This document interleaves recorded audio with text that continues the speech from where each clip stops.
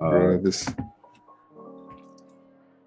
I mean, I'm reading the Rolling Stone article on Kanye West, and they're talking about like while his documentary is amazing and it talks about a struggle and everything like that, they say that he's getting further and further away from like what he originally started with. But I mean, in some ways, Kanye. yeah. I mean, yeah, I don't doubt that he's not the same Kanye, but you have to take into consideration everything that's happened.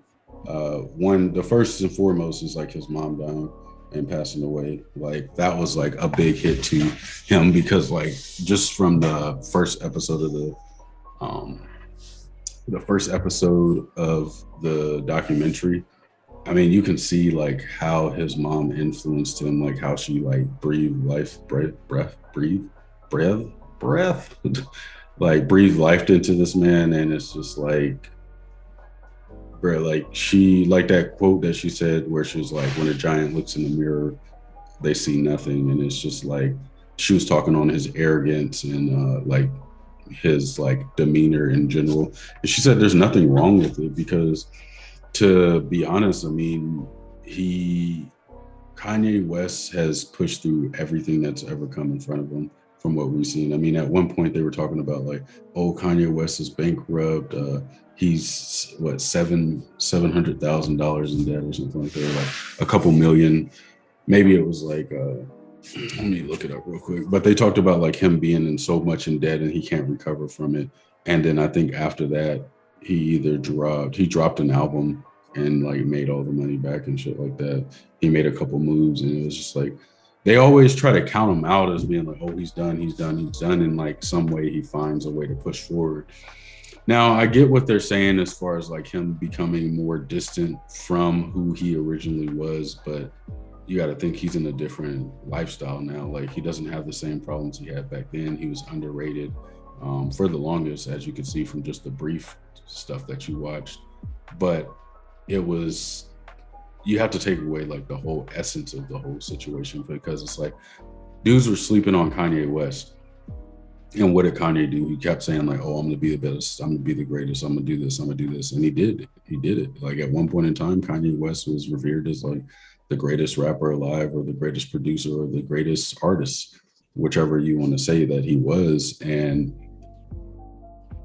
just like the documentary that I watched, at least the first episode, like it shows like he had big names, like all these dudes who were like, who are they now? Like you had Scarface, you had like Pharrell, people like that. Like I mean, and to be honest, like the only ones that are like really like still big is probably Jay-Z, and Jay-Z isn't even big for music anymore.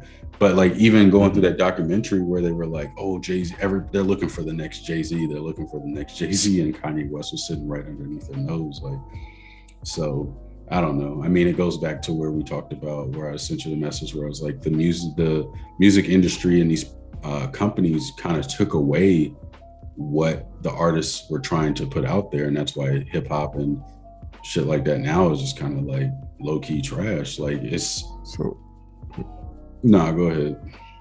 but man, this documentary, man, I recommend anyone who's a lover of hip hop, a Kanye fan, just like a black man, just in general, just to watch Kanye, because a lot of the things that people from the outside looking in will see Kanye as, like, arrogant, egotistical, whatever.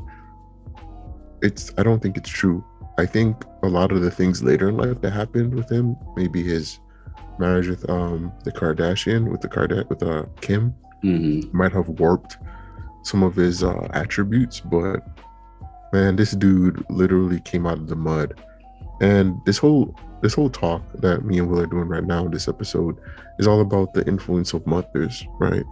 So a lot of us came from single parent households, more often than not single mother households, and just to watch the relationship that Kanye had with his mother, man, like it's no other, because his mom was his rock.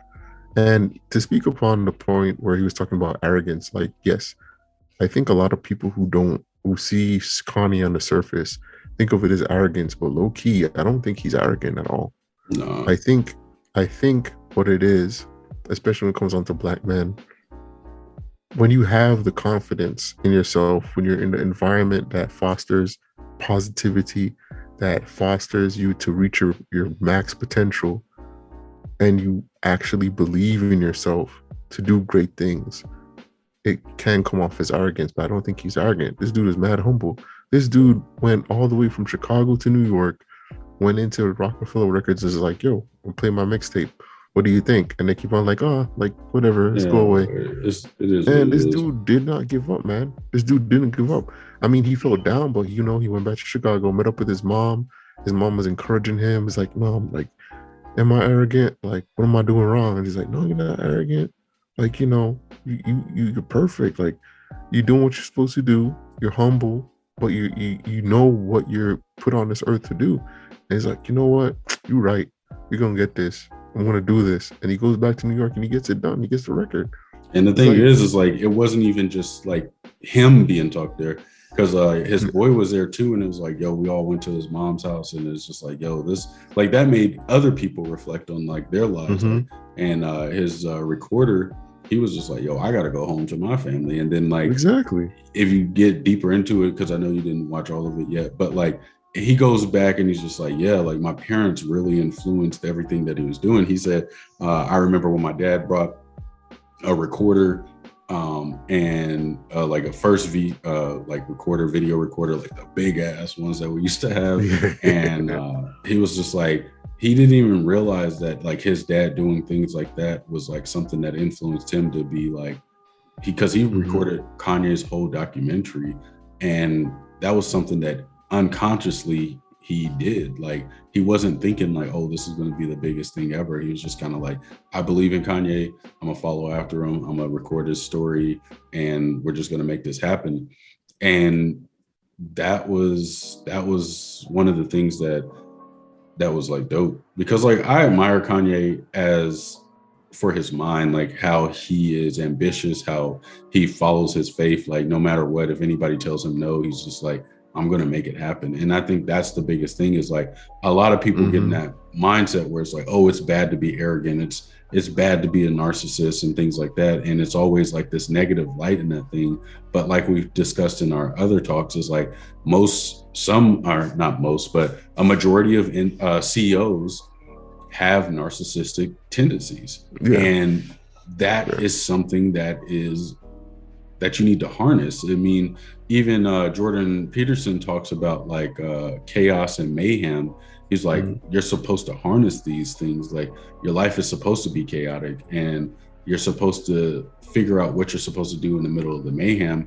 And anybody who can harness that power is a dangerous person. It's like, so, but that's just a brief touch on like what we're going to talk about. But check into our next segment, and we'll dive deeper into like the influences that a mother can have on her son. Essentially, men are growing up, a lot of men grew up with single mother homes, like where our mothers raised us. Me and Pop are prime examples. I know a lot of other people who were just raised by their moms, or like I got another boy who's just raised by his dad, but single family households. So that's enough for now, but we'll get back into that, and hopefully you guys like what we have to say. So I have a lot to say. Peace out. Peace.